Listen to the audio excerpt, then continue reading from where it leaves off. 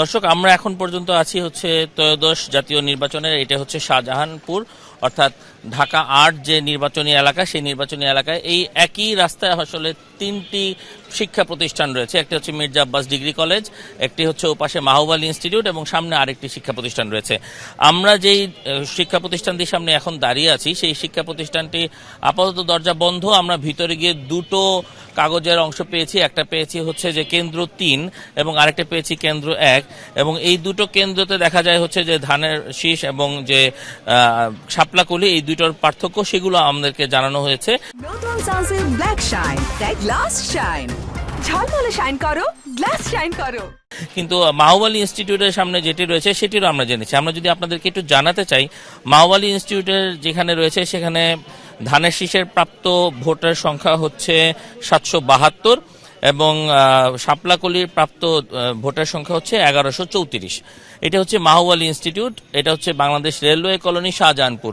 ঠিক তার থেকে কিছু দূরে গিয়ে আমরা যখন দেখছি এখানে আরেকটি প্রতিষ্ঠান রয়েছে, এটি হচ্ছে মির্জা আব্বাস মহিলা কলেজ শাহজাহানপুর। এটি এখানে দুটি কেন্দ্র রয়েছে। আমরা কেন্দ্র ৩-এরটা যখন দেখেছি তখন সেখানে দেওয়া আছে ধানের শীষ মার্কা পেয়েছে হচ্ছে ৫১৬ এবং শাপলাকলি মার্কা পেয়েছে ৫২৩। আমরা ৩ নম্বর কেন্দ্র ছাড়া আরেকটি যে আসনটি রয়েছে সেখানে আমরা আরেকটি আসন অর্থাৎ কেন্দ্র ১-এর একটি ফলাফল পেয়েছি। সেখানে ধানের শীষের ফলাফল প্রাপ্ত ভোট হচ্ছে ৯১৭ এবং শাপলাকলির প্রাপ্ত ভোট হচ্ছে ৫৬৩। আমরা এখানে আরো কিছুক্ষণ অপেক্ষা করব যে আরো কি যে ফলাফলগুলো রয়েছে সেগুলো আমরা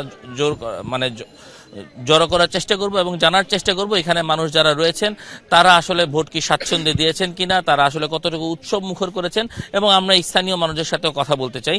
যদিও এখানে বিভিন্ন জায়গায় কিছু মানুষ আসলে জড়ো হয়েছেন, হয়তোবা সেটি ভোটের আনন্দে জড়ো হয়েছেন বা সবশেষ যে ভোটের যে ফলাফল সেই উৎসবটিকে পালন করার জন্য জড়ো হয়েছেন, আমরা কোনো আশঙ্কা করছি না।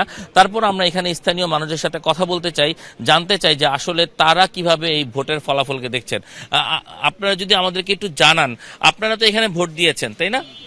আপনাকে আমাদেরকে বলতে পারেন যে কি দেখেছেন এখানে সারাদিন ভোটের? না, আমরা এই জায়গায়, আমি এই জায়গার ভোটার না। আপনি ভোটার না? না, আপনি এখানে ভোটার। আচ্ছা, আপনি সারাদিন তো এখানে ভোট দিয়েছেন, কেমন উৎসব মুখর পরিবেশ দেখেছেন? খুব ভালো ভালো হয়েছে। সবাই কি ভালোভাবে? সবাই ভালোভাবে দিচ্ছে, সবাই সুষ্ঠুভাবে দিচ্ছে। কোনো ধরনের কোনো কিছু আশঙ্কা করেছিলেন কিনা যে কোনো সংঘর্ষ হতে পারে বা কোনো সংঘর্ষের আশঙ্কা করাও হয়নি, কোনো সংঘর্ষ হয় না। সুষ্ঠুভাবে নির্বাচন। আইন শৃঙ্খলা বাহিনী সব? হ্যাঁ, আইন শৃঙ্খলা মানে সব সময়তেই আছে, এখনো আছে। দেখুন, এখনো রাত আছে, এখনো আইন শৃঙ্খলা প্রশাসনরা এখনো যায়নি, এখনো কেন্দ্রের সামনে দাঁড়ায় আছে। দর্শক, আমরা এখানে আইন শৃঙ্খলা রক্ষার দায়িত্বে যারা আছেন আমরা যদি তাদের সাথে একটু কথা বলতে চাই, তাদের কাছেও একটু আমরা শুনবো যে এখানে তারা আসলে কোনো কিছু পাচ্ছেন কিনা। আমরা একটু আপনাদের সাথে কথা বলতে চাচ্ছিলাম, যদি আমাদেরকে একটু সময় দিতেন। আচ্ছা, তারা আমাদের সাথে কথা বলতে চাচ্ছেন না, আমরা অন্য যারা আছেন তাদের সাথে একটু কথা বলতে চাই। আপনারা তো এখানে সারাদিন ছিলেন না? ভ্রাম্যমান কে সারাদিন ছিল, যারা আমাদেরকে একটু বলতে পারবে সারাদিন? হ্যাঁ, আপনি একটু বলেন। আসলে সুযোগ নেই, আমরা অন্য জায়গা থেকে আসছি তো, মোবাইল ছিলাম বাইরে। আচ্ছা, যারা এখানে ফিক্স ছিল ওনাদের সাথে কথা বলেন। আচ্ছা, ঠিক আছে। এমনিতে আপনারা কোনো কথা বলার সুযোগ নেই। ভাবে কি দেখেছেন এটা সিনিয়র স্যারদের কাছ থেকে শুনেন প্লিজ। আমাদের এই বিষয় নিয়ে আমাদের নিষেধাজ্ঞা আছে যে আপনাদের সাথে কথা আমরা না বলে সিনিয়র স্যাররা বলবে, এটাই ওখান থেকে নিন প্লিজ। আচ্ছা, ঠিক আছে।